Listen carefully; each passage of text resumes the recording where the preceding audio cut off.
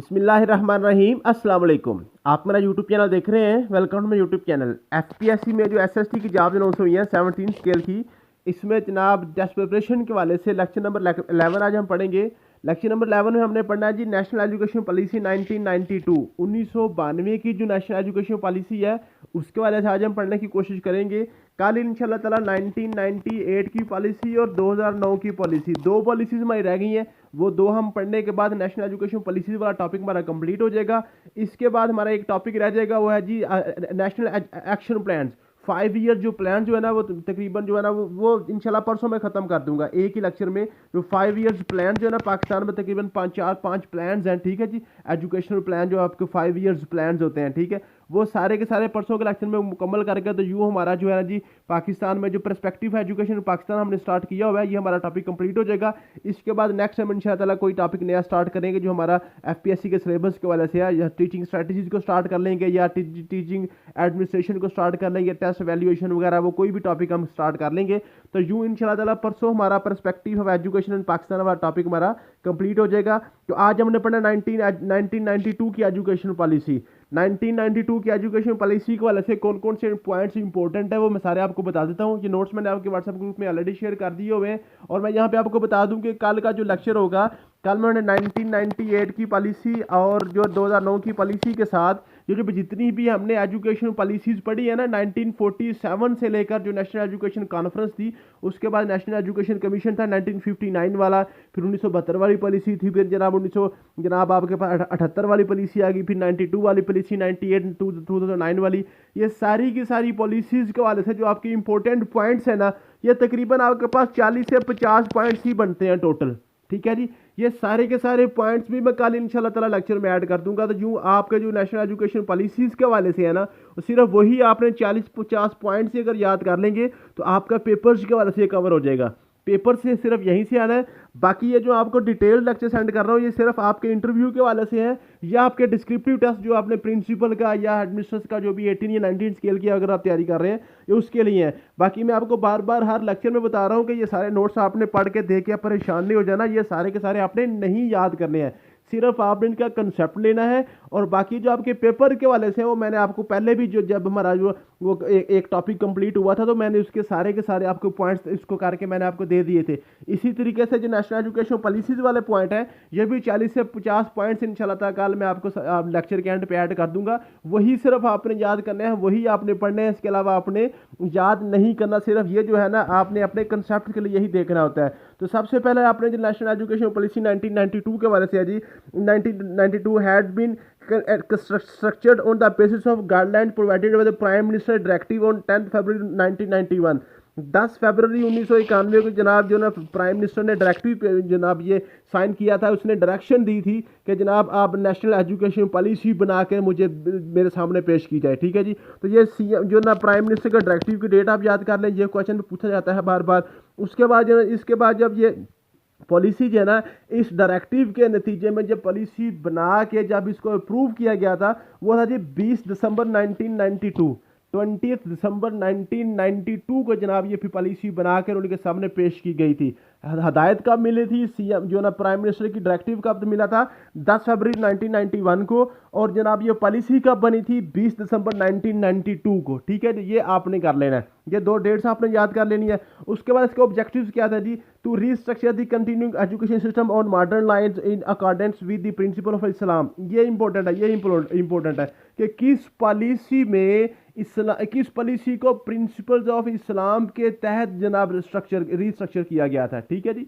तो ये इस्लामिक जो पॉइंट ऑफ व्यू के साथ जो पॉलिसी बनाई गई थी 1992 की पॉलिसी थी, ठीक है जी। जो improve the quality of education and promotes research activities in the universities specially in the modern field of science and technology, ठीक है। ये आपके ऑब्जेक्टिव्स थे जी। उसके बाद आपके पास प्राइमरी एजुकेशन, इनमें से आपने जो चीज़ें याद करनी है ये सारी की सारी जो है ना ये आप इसको देख लीजिएगा, इसमें इतना कोई इंपॉर्टेंट चीज़ तो नहीं है, ठीक है। ये सिर्फ आपके कंसेप्ट के लिए है। इसमें जो इंपॉर्टेंट चीज़ें वो मैं आपको बता देता हूँ। इसमें जनाब ये जो ना कुरान नाजरा वाला जो जी वाला पॉइंट है ना ये इंपॉर्टेंट है। वो पूछता है कि किस पॉलिसी में जनाब नाजरा कुरान की जो तालीम है उसको जनाब वो जो है ना इसको कंपलसरी किया गया था, वो है जी 1992 की एजुकेशन पॉलिसी में कुरान नाजरा जो है ना क्लास 1 से स्टार्ट किया गया था। ये इंपॉर्टेंट है, क्लास 1 से, ठीक है, पहली जमा से नाजरा कुरान की तालीम को जनाब कंपलसरी करा दिया गया था। ये क्वेश्चन मैंने देखा है, पेपर में आता है, ठीक है जी। उसके बाद आपके पास जो इंपॉर्टेंट चीज़ है वो मैं आपको बता देता हूँ। Primary directorate would created at federal and provincial level, ये आपने इसमें करना है। जो इंपॉर्टेंट चीज़ है वो है जी इन एरिया वेयर फीमेल पार्टिसिपेशन, ये भी नहीं है। Primary directorates would be created at federal and provincial level, primary directorate आपने याद करने हैं, ये बनाए गए थे। Teachers would be given training और न्यू कंसेप्ट और curricular, the teacher kit will be upgraded, ये भी नहीं है। इंपॉर्टेंट जो बात होगी मैं आपको बता दूंगा, ठीक है जी। उसमें आपके पास है क्वालिटी ऑफ पब्लिक इंस्ट्रक्शन, ठीक है, इसमें आपके पास जो है ना बेसिक जो चीज़ आपने इसमें याद करनी है वो ये और नीचे पॉइंट्स है, ये वाले जो पॉइंट्स है ना ये आपने इंपॉर्टेंट है, ये क्वेश्चन पेपर में पूछ जाते हैं। बाकी जो सारी ये चीज़ें हैं ये आपने सिर्फ अपने कंसेप्ट के लिए या इंटरेस्ट के लिए पढ़ लें, अदरवाइज इसमें से क्वेश्चन नहीं बनेगा। More funds would be provided to university of or research, ये भी क्वेश्चन नहीं बनेगा।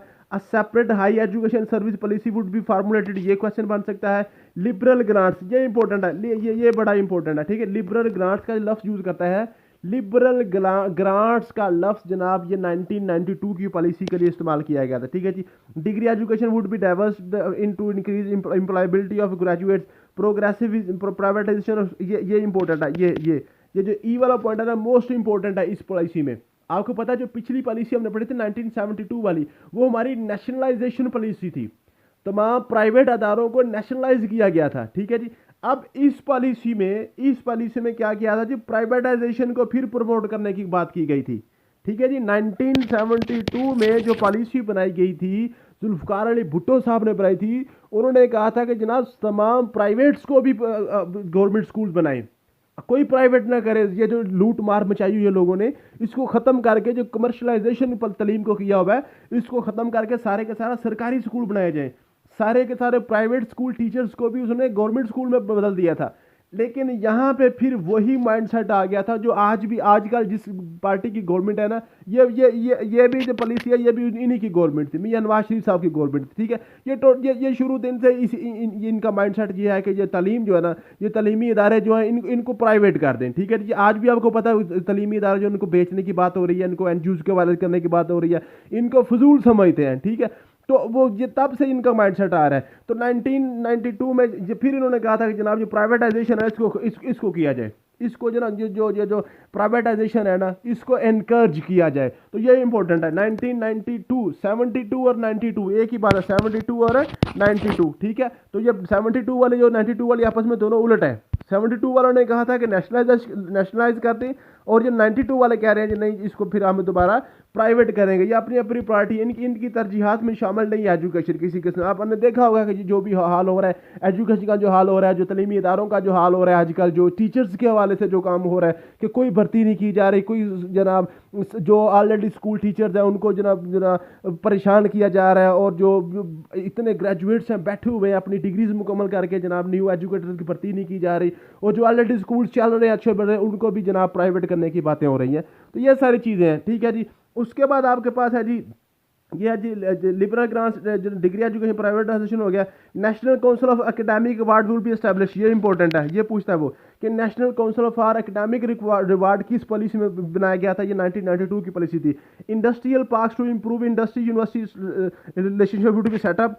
College of distance education would be establish in provinces, ये इंपॉर्टेंट है, ये पूछता है वो कि colleges of distance education university आपको पता है 1972 में वो बनाई गई थी जो ना पीपल्स ओपन यूनिवर्सिटी, और यहाँ पे जो ना डिस्टेंस कॉलेज एजुकेशन 1992 में जनाब ये पॉलिसी में रखे गए थे। High technology discipline in selected polytechnic and engineering university would be introduce. Zero based budgeting, ये इंपॉर्टेंट है।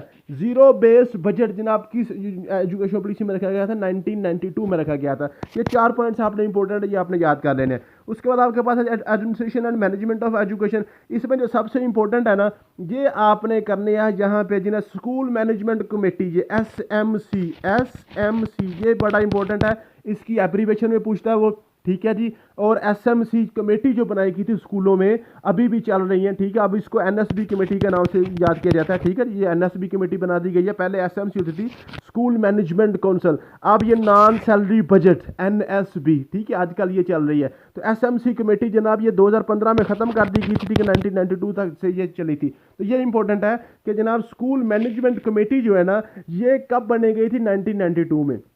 और स्कूल मैनेजमेंट कमेटी जो है ना उसमें कौन लोग शामिल थे, वो जनाब विलेज वाले और इंस्टीट्यूशन लेवल, मींस के जहाँ पे जो स्कूल होता है ना, जैसे आप किसी भी गांव में किसी भी घोट में जो स्कूल होता है, उस गांव के जो कुछ लोग हैं ना उनको स्कूल की मैनेजमेंट में इन्वॉल्व किया जाता है। इसमें 7 लोग होते थे, 7 लोग, जिसमें एक हेड होता था स्कूल का, जो हेड है जो प्रिंसिपल है वो, और 6 लोग जो है ना वो जो गांव के साथ लेके, ठीक है। और इनका जो बैंक में अकाउंट खुलता था उसमें हेड और गांव का जो बंदा था उसका मुश्तरका अकाउंट, जो ज्वाइंट अकाउंट खोला जाता था, ठीक है जी। तो वो दोनों मिलकर स्कूल की मैनेजमेंट के वाला से जो स्कूल की फंडिंग वगैरह जो होती थी उसको ये चलाते थे, ठीक है जी। इसमें तकरीबन 20,000 जो है ना प्राइमरी स्कूल को हर साल मिलता था, और 50,000 जो है ना वो एलिमेंट्री स्कूल को हर साल मिलता था, और हाई स्कूल को कुछ भी नहीं मिलता था। ये जो ना स्कूल मैनेजमेंट कमेटी एसएमसी, ये मैंने आपको बताया, इसकी एब्रीविएशन भी बड़ी इंपॉर्टेंट है। और ये पूछता है ये स्कूल मैनेजमेंट कमेटी किस पॉलिसी के तहत बनाई गई थी, 1992 के तहत बनाई गई थी, ठीक है जी। Not more than 15 primary school would be allocated to each supervisor, ये इंपॉर्टेंट है। स्कूल का जो सुपरवाइजर है ना, आजकल हम इसको एयू कहते हैं, असिस्टेंट एजुकेशन ऑफिसर, कहता है जी इसको 15 से ज़्यादा स्कूल इसको नहीं दिए जाएंगे। मीन्स के 15 से ज़्यादा जब स्कूल देते हैं सुपरवाइजर को, तो उसकी सुपरविजन पे अच्छी तरीके से वो नहीं कर सकता, जो स्कूलों की मैनेजमेंट कमज़ोर हो जाती है। तो उन्होंने कहा था जी एक सुपरवाइजर को कम जो ज़्यादा से ज़्यादा जो ना 15 स्कूल ही दें, ये 15 स्कूलों को ही अच्छे तरीके से सुपरवाइज कर सकेगा। नंबर ऑफ डायरेक्टरेट्स और technical education would be increase, directorate of colleges would be establish at divisional level in each province, ये इंपॉर्टेंट है कि जो ना 1992 की पॉलिसी में जो डायरेक्टरेट ऑफ कॉलेजेस था उसका लेवल क्या रखा गया था, ठीक है जी। तो ये डिविजनल लेवल बने थे, ठीक है जी। Assistant code of education would be revise, a code of ethics for teachers and administrators would be developed and followed strictly.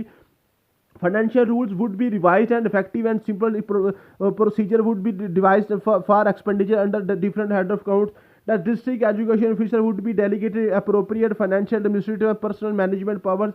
The provincial government would establish academies of education planning and management, ये important है।